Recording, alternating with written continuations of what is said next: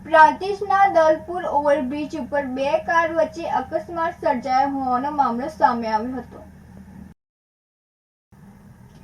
National highway 48 પર સતત બીજા દિવસે અકસ્માતની ઘટના બની હતી, જેમાં પ્રાંતિજના દલપુર ઓવરબ્રિજ ઉપર અમદાવાદથી હિંમતનગર તરફ જઈ રહેલ બંને કાર વચ્ચે અકસ્માત સર્જાયો હતો।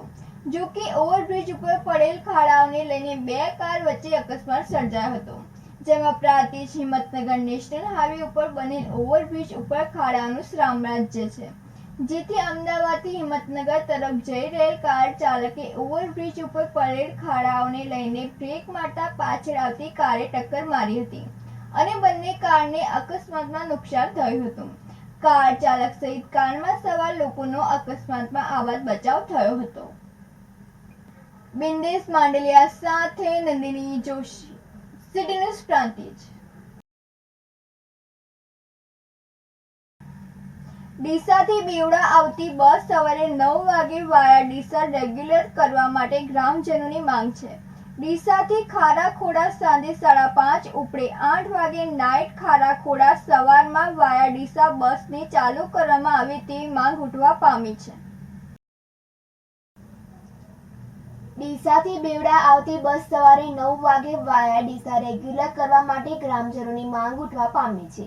બીજી ડીસાથી ખારાખોડા સાંજે 5:30 ઉપડે અને 8 વાગે નાઇટ ખારાખોડા સવારમાં વાયા ડીસા બસને ચાલુ કરવામાં આવે તેવી માંગ ઉઠવા પામી છે। થરાદ તાલુકાના બેવડા ગામ એ સેવાળાનું ગામ છે। રાજસ્થાન બોર્ડરને અડીને આવેલું ગામ છે, જ્યાં પ્રાઇવેટ વાહનોની બહુ મુશ્કેલી રહે છે। વિદ્યાર્થીઓને અભ્યાસ માટે ડીસા જવું પડતું હોય છે, જેમાં બસ બંધ થવાના કારણે વિદ્યાર્થીઓ પણ પરેશાન થઈ રહ્યા છે। તેમજ ગ્રામજનો પણ હોસ્પિટલ અર્થે ડીસા દવાઓ લેવા માટે જતા આવતા હોય છે, એમને પણ બહુ મુશ્કેલી પડે છે। આ બે બસોને રેગ્યુલર ચાલુ કરવા માટે ગ્રામજનોની માંગ ઉઠી છે।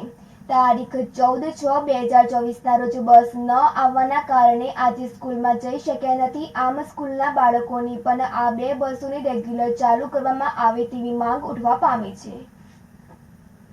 ગિરીશ જોશી સાથે તનિષા પરમાર, સિટી ન્યૂઝ, થરાદ। રાધનપુરમાં વાતાવરણમાં પલટો આવતા ભારે પવનના કારણે બાદરપુરા ગામે વૃક્ષો અને વીજ પોલ ધરાશયી થતા ગામ લોકોમાં ભય જોવા મળ્યો હતો। પાટણ જિલ્લાના રાધનપુરમાં વાતાવરણમાં પલટો આવતા ગ્રામ્ય વિસ્તારમાં ભારે પવન સાથે છૂટાછવાયા વરસાદી ઝાપટા પડ્યા હતા, જેમાં ભારે પવનના કારણે બાદરપુરા ગામે વૃક્ષો અને વીજ પોલ ધરાશયી થતા જીવતા વીજ વાયરને લઈ ગામ લોકોમાં ભય જોવા મળ્યો હતો, જેમાં સરપંચ દ્વારા ફોન કરતા રાધનપુર યુજીવીસીએલ કર્મીઓની મનમાની જોવા મળી હતી અને વીજ કર્મીઓ સાથે વાતચીતનો ઓડિયો સરપંચે વાયરલ કર્યો હતો, જેમાં મારી ડ્યુટી પૂરી થઈ ગઈ છે, તેથી હું કંઈ ના કરી શકું અને નાઇટ ડ્યુટી વાળા હેલ્પર ડ્યુટી પર આવશે એ કામ કરશે। જો કે વીજ પુરવઠો બંધ કરાવવા સરપંચ દ્વારા આજીજી કરી, પરંતુ વીજ કર્મીઓ પોતાની મનમાની કરી વીજ પુરવઠો બંધ કરવામાં ગલ્લા તલ્લા કરતા જોવા મળ્યા હતા। આમ સરપંચે જણાવ્યું કે જીવતા વીજ વાયરને કારણે કોઈ દુર્ઘટના થશે તો તેનું જવાબદાર કોણ? ભરત સઠવાલા સાથે નંદિની જોશી, સિટી ન્યૂઝ, રાધનપુર।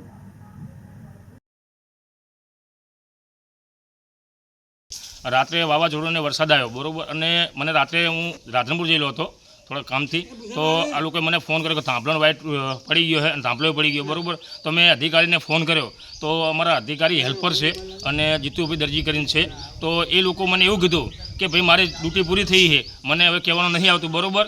અને લાઇટ માટે મેં 1 કલાક અધિકારીને ફોન કર્યા, મારી પાસે રેકોર્ડિંગ છે, સબૂત છે।